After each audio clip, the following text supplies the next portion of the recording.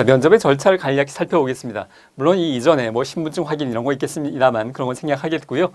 사례지 배부 및 검토 시간을 약 5분 정도 주도록 되어 있습니다.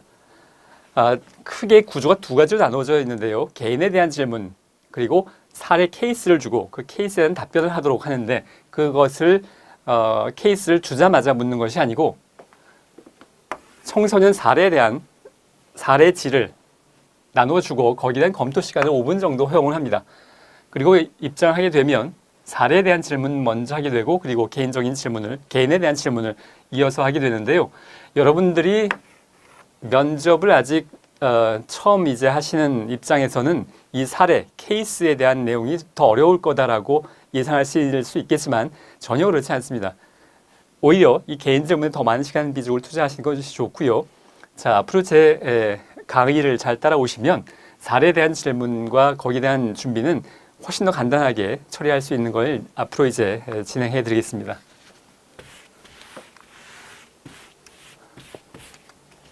면접의 평가 항목을 간단히 살펴보겠습니다. 이것은 공식적인 내용입니다만 청소년 상담자로서의 가치관 및 정신자세, 청소년 상담을 위한 전문적인 지식 및 수련의 정도, 예의, 품행 및 성실성, 의사표현의 정확성과 논리성, 창의력, 판단력 및 지도력.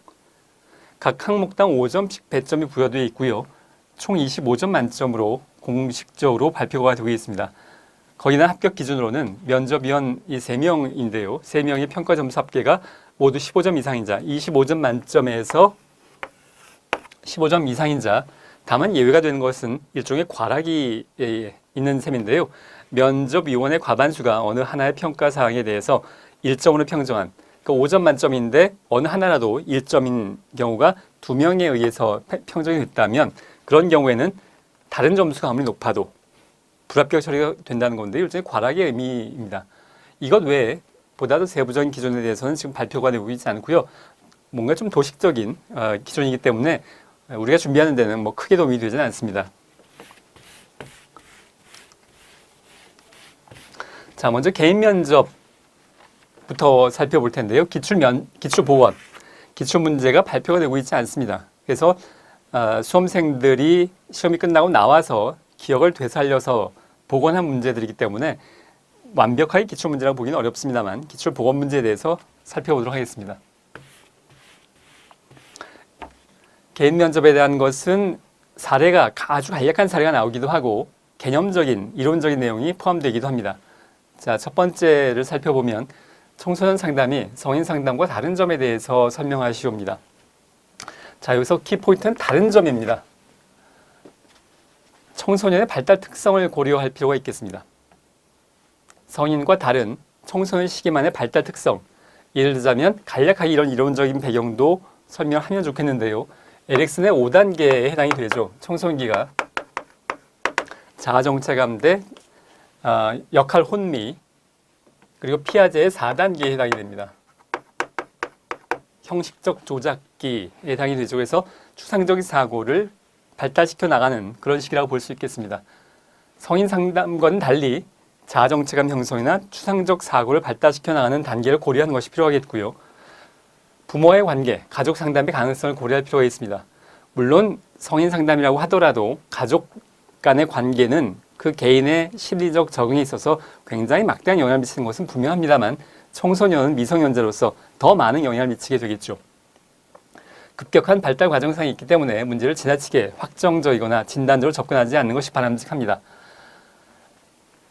성격적인 특성, 어떤 대인관계 문제, 자, 이런 것이 고정적이지 않고 물론 성인들도 완벽하게 고정적이지 않습니다만 그 변화가 비교적 청소년에 비해서는 느린 거에 비하자면 청소년들은 어제와 오늘이 다르고 또 오늘과 내일이 다릅니다. 굉장히 빠른 속도로 발달 과정상에 있기 때문에 지금 현재 나타나고 있는 적응 또는 부적응상의 문제점들 이런 것들이 일시적인 것이라고 볼 수 있기 때문에 지나치게 확정적으로 진단적으로 우울증, 양극성 장애 이렇게 접근하는 것은 바람직하지 않을 수 있습니다. 청소년들에게 주로 나타나는 문제, 예를 들자면 가출, 물론 성인들도 가출을 하긴 합니다만 성인들도 인터넷 중독이 있긴 합니다만 훨씬 더 심각하게 청소년들에게 나타나고 있죠. 학교 부적응 등을 고려할 필요가 있겠고요. 상담에 대해서 부정적인 반응을 보일 수 있는 비율도 훨씬 높습니다. 물론 역시 성인들도 상담에 대해서 부정적인 반응을 보일 수 있습니다만 그 비율이 청소년의 경우는 현저히 높습니다. 상담실에 내 문제 좀 도와주세요 하고 자기 스스로 찾아오는 경우는 굉장히 극히 드문 것이 현실입니다. 대개 선생님 손에 이끌려서 또는 학부모 손에 이끌려서 오고 싶지 않은데 대개 상담실에 와서는 내가 왜 왔는지 모르겠어요. 뭐 이렇게 하는 것이 아주 전형적인 태도이고 안 오려고 하죠. 웬만하면.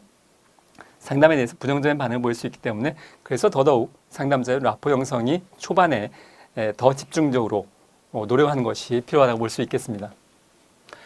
자, 이런 내용들을 다 암기해서 여러분들이 준비를 해야 되냐 하면 기본적으로 주관식 문제는 정답이 없습니다. 더더군다나 우리는 하위 20%에서 벗어나는 것이 목표입니다. 이걸 하나라도 빠짐없이 다 준비를 해야 되고 또 이것 말고도 훨씬 더 여러 가지가 있을 수 있겠는데요. 이런 것들을 다 나열을 해야만 되느냐라는 강박관념을 갖지 마시고 이 중에서 두세 개만 하셔도 하위 20%에서 벗어나는 것은 얼마든지 충분하다고 볼 수 있겠습니다. 자, 비교를 했을 때 지금 묻고자 하는 것이 성인 상담자와의 다른 점이기 때문에 보통 이런 질문에 대해서 부정 문제 해결 또는 성장과 예방에 초점을 두는 상담, 집단 프로그램의 활용, 자, 이런 답변이 있을 수 있겠습니다만 저는 이것은 뭐 그렇게 적절하지 않다고 보여집니다. 물론 이렇게 답변하더라도 하위 20%에서는 벗어나실 수 있습니다. 그러나 부정 문제 해결, 성인 상담의 경우에도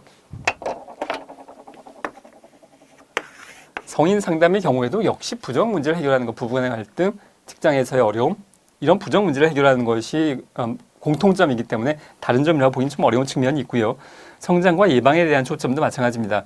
우리가 심리학적으로 성장 발달을 아동 태어나면서부터 청소년기까지만 이렇게 보지 않고 노년기까지, 임종 직전까지를 전체를 발달과 성장의 과정이라고 보고 있죠. 그런 측면에서 성인들은 그럼 성장을 하지 않고 성인들은 예방을 할 필요가 없느냐? 그렇지 않습니다. 바로 내일 임종을 앞두고라도 지금도 문제를 예방하는 것은 누구에게나 필요한 것이기 때문에 성인과의 차이점이라고 보기는 어려운 측면이 있고요. 집단 프로그램 활용.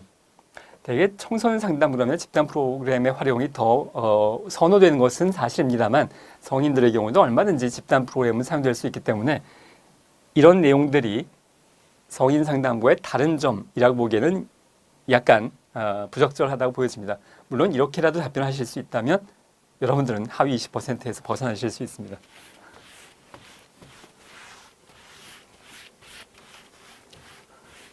자, 두 번째 청소년 상담의 목표에 대해 설명하시오인데요. 자, 이런 문제의 경우에는 성인 상담과의 차이가 아니라 일반적인 상담의 내용이 다 들어가도 무방합니다. 사실 굉장히 무궁무진한 내용들이 들어갈 수 있겠죠. 아주 뭐 전형적인 몇 가지 내용만 살펴보면 부정 문제의 해결, 이상심리의 치료, 문제 발생 예방, 건전한 발달의 촉진인데 여기에는 흥미와 적성의 발견, 자아정체감의 확립, 긍정적 자기개념의 형성, 대인관계 기술 향상, 의사결정 기술 향상. 사실 뭐 여러분들이 그 이론적인 시험 과목을 통과해서 면접을 준비하실 예정이기 때문에 이런 내용들에서 뭐 하나하나 설명을 하지 않아도 될 것 같은데요. 뭐 상담의 목표 굉장히 무궁무진합니다. 몇 가지만 얘기하실 수 있으면 하위 20%에서 벗어나실 수 있겠고요. 자, 건전한 발달. 저는 개인적으로는 그리고 이것이 정말 상담에 관련된 슈퍼비전 정도의 상황이라면 건전한 발달이라는 용어는 저는 선호하지 않습니다. 바람직함. 저는 상담자가 도덕 선생님이어서는 안 된다는 것이 저의 개인적인 입장입니다. 너무나 건전하고 바람직한 것만 추구하는 것이 아니라 그 개인에게 가장 이익이 되고 개인에게 유익한 것을 추구하는 것이지 그것이 꼭 바람직하고 건전한 것. 우리나라 모든 청소년들을 다 바람직하고 착하고 공부 잘하고 이렇게 키워내려고 하는 것은 아니어야 한다고 생각을 합니다만 그것은 이제 제 개인적인 입장이고 또 상담 전반에 대한 기본적인 저의 철학입니다만 지금 우리가 준비하고 있는 것은 면접입니다. 면접에서는 도덕 선생님 같은 표현을 하는 것이 안전하다고 보여집니다. 그런 의미에서 건전함, 바람직함, 이런 도덕 선생님 같은 표현을 하는 것이 하위 20%에서 벗어나기 위한 80%에 들면 우리는 거기에만 들면 되기 때문에 면접을 통과하는 목적상으로 보자면 이런 좀 너무 도식적인 천편일률적인 편이지만 이런 것들이 중간중간에 들어가는 것은 무방하고 오히려 안전하다고 보여집니다. 자, 세 번째, 청소년 상담사의 자질에 대해서 설명하시옵니다. 자, 이것도 역시 굉장히 무궁무진한 내용이 될 수 있겠습니다만 이 정도 내용이면 아주 충분합니다. 상담자로서의 자질, 타인의 감정에 대한 공감 능력. 우리가 상담을 하는 이유는 근본적으로 타인의 감정을 다루어 주는 겁니다. 타인의 감정, 우리가 도덕 선생님처럼 해도 된다고 말씀드렸습니다만 근본적으로는 도덕 선생님처럼 옳고 그른 것을 제시해주고 따라오도록 하는 것이 아니라 내담자, 청소년이든 성인이든 내담자의 마음속에 있는 감정을 읽어내주는 것이 첫 번째 우리가 할 일이기 때문에 타인의 감정에 대한 공감 능력이 중요합니다. 타인에 대한 관심, 인간의 변화에 대한 믿음.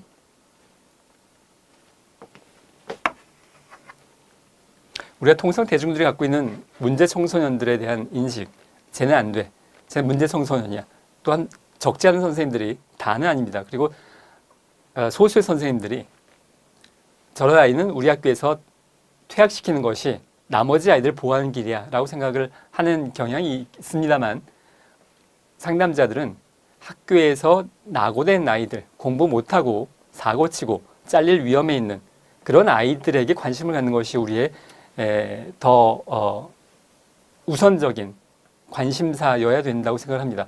물론 모든 청소년들의 건전한 성장 발달, 그것이 우리의 목표이기도 합니다만 우리는 위기에 처해 있고 낙오될 위험이 있는 그런 청소년들에게 더 큰 관심이 있기 때문에 그들이 긍정적으로 변화할 수 있다는 믿음을 갖고 있는 것이 굉장히 중요할 수 있겠습니다. 자, 인성적 자질로서 청소년 상담에 대한 사명의식, 긍정적인 청소년관, 바람직한 인간관. 저는 이런 단어는 좋아하지 않습니다만 앞 문제에서 말씀드린 것처럼 면접의 목적상 필요합니다. 전문적인 자질로 보자면 청소년 관련의 기본 지식, 청소년 상담 관련된 기술, 상담 이외의 능력과 자질 이런 정도의 문제에서는 관련된 기술 또는 이론에 관련된 어떤 전문적인 피아제, 에릭슨, 또 프로이드 이런 얘기는 나올 필요가 없겠습니다.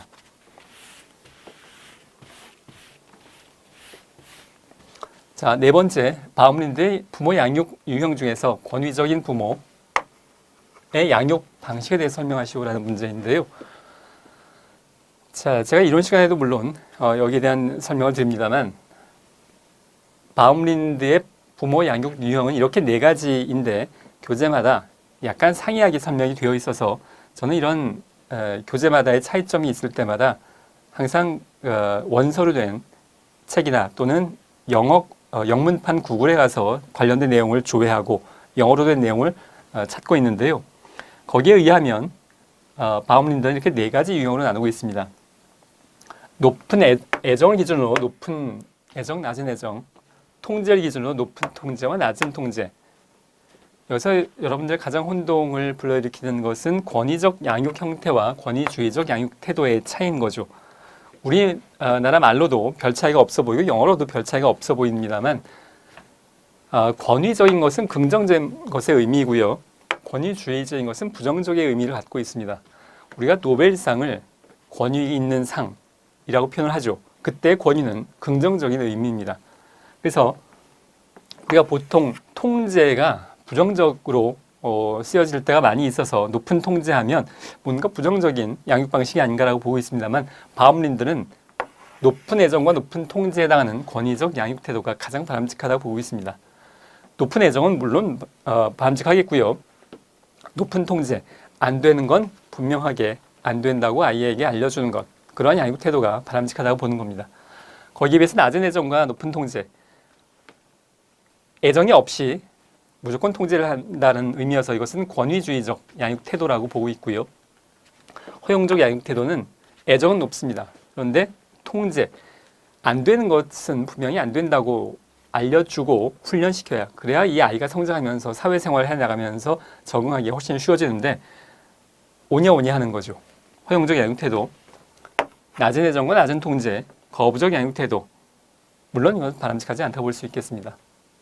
지금 묻고 있는 것은 바움린드의 부모 양육 유형 중에서 권위적 부모, 가장 바람직한 것을 묻고 있어서 이것과 비교하셔서 답변을 하시면 정답에 가깝다고 할 수 있겠습니다.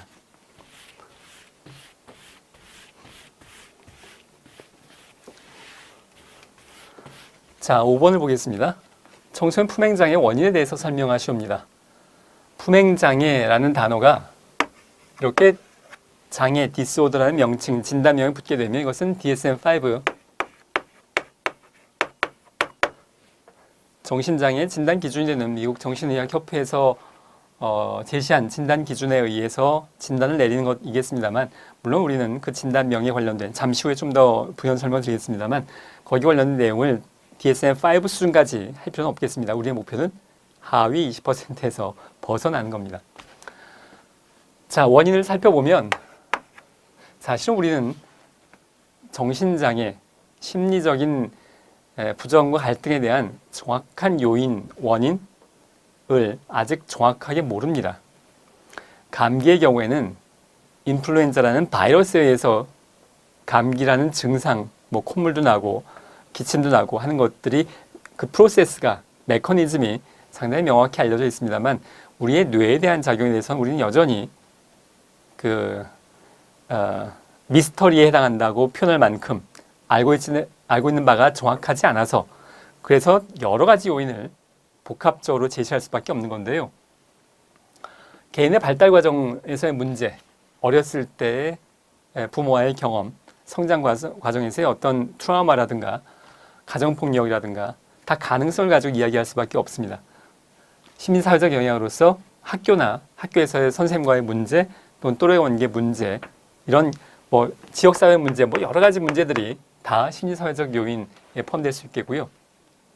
그리고 엄밀하게 말하자면 생물학적 원인, 유전적으로 태어나면서부터 성격적인 품행장애의 요인이 될 만한 어떤 소인을 가지고 유전적으로, 유전자 차원에서 가지고 태어날 가능성도 분명히 있습니다만, 면접의 관점에서는 이것은 빼는 것이, 이것에 대한 언급은 이론적으로 얼마든지 가능합니다만, 면접에 통과하는 목적상으로는 그다지 적절해 보이지 않습니다.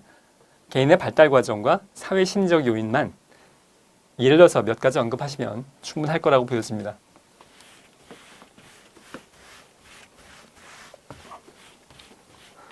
자, 품행장애에 대한 내용을 좀 더 살펴보겠습니다. DSM-5에 근거한 내용들인데요. 다른 사람의 권리를 침해하고 연령에 맞지 않게 사회적 규범이나 규칙을 위반하는 행동 양상을 지속적으로 보입니다. 품행장애를 가진 아동, 청소년들은 흔히 공격적 행동을 취하고 다른 사람에게 공격적으로 반응합니다. 학교폭력, 가해 청소년의 상황을 염두에 두시면 되겠습니다. DSM-5의 진단 기준은 거의 한 20줄 넘게 내용들이 나와 있습니다. 그 중에서 몇 가지 해당하면 여기에 진단을 내린다, 그런 건데요. 물론 아실 필요가 없겠고요. 발병 연령에 따른 유형, 10세 이전이냐 이후냐, 물론 아실 필요가 없겠고, 이론적인 내용으로의 설명은 원인은 이렇습니다. 부모의 양육 태도와 가정 환경, 폭력적이고 강압적인 부모의 양육 태도 또는 무관심하고 방임적인 양육 태도, 부모 불화, 가정 폭력, 아동 학대, 결손 가정. 요즘은 결손 가정이라는 단어는 쓰고 있지 않죠. 한부모 가정이라고 쓸 때가 훨씬 많고요. 부모의 정신장애나 알코올 사용 장애가 원인이 되기도 하고, 자, 되기도 한다고 표현되어 있죠. 우리는 정확히 모릅니다. 좌절감에 대한 내성이 떨어져 있고, 어떤 청소년은 우리는 누구나 좌절을 경험하게 되는데요. 어떤 청소년은 비슷한 양상의 좌절을 경험했을 때 이걸 극복하고 다시 자아정체감, 자존감을 확보해 나가는 청소년이 있는 반면에, 아주 유사한 좌절임에도 불구하고 자신을 포기해버리는, 그래서 좌절감에 대한 내성이 떨어져 있다. 우리가 이것을 리질리언스, 탄력 회복성 이렇게 표현하기도 하는데요. 좌절에 대해서 극복할 수 있는 능력의 차이가 있는데, 이런 내성이 낮은 것이 품행장애의 원인이 될 수 있다는 가능성으로 우리가 보고 있습니다. 문제행동이 부모를 통해서 모방학습 조작적 조건 형성에 의해서 습득되고 유지가 되는 것도 하나의 가능성으로서 이야기되고 있는데요. 자, 이런 내용까지는 언급하지 않아도 면접에 통과하신 데는 문제가 없겠습니다. 사회심리적 개인의 발달에서의 이런 몇 가지 요인들만 언급하시면 충분합니다.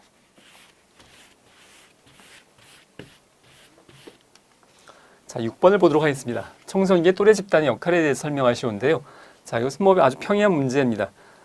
사회적 지원과 안정감을 제공해 주어서 청소년의 스트레스와 긴장 해소에 도움을 준 역할을 합니다. 특히 10대 청소년 시절에 또래 관계의 중요성은 뭐 굉장히 여러분의 경험을 해봤을 때도 굉장히 높다고 할 수 있겠습니다. 준거 집단의 역할을 해 주어서 청소년이 자신의 경험과 행동을 판단하는 데 기준이 됩니다. 자신이 얼마나 잘하고 있는가 못하고 있는가에 대한 비교 기준이 되는 셈이죠. 보다 성숙한 인간관계를 형성할 기회를 제공하고 또래 집단에서의 참여를 통해서 상호성, 협동심의 가치를 배울 수 있습니다. 정체감 형성에 중요한 역할을 하게 되는데 또래와의 상호작용을 통해서 새로운 역할을 시험해 볼 수 있고 긍정적인 자아상을 발견해 나가는데 도움을 받을 수 있겠습니다. 자, 역시 이걸 하나도 빠짐없이 다 이런 내용을 언급해야 되냐 하면 그렇지 않고 이 중에 한두 가지만 하셔도 하위 20%, 이제 이 얘기는 그만하려고 하는데요. 하위 20%에서 벗어나시는 데는 충분합니다.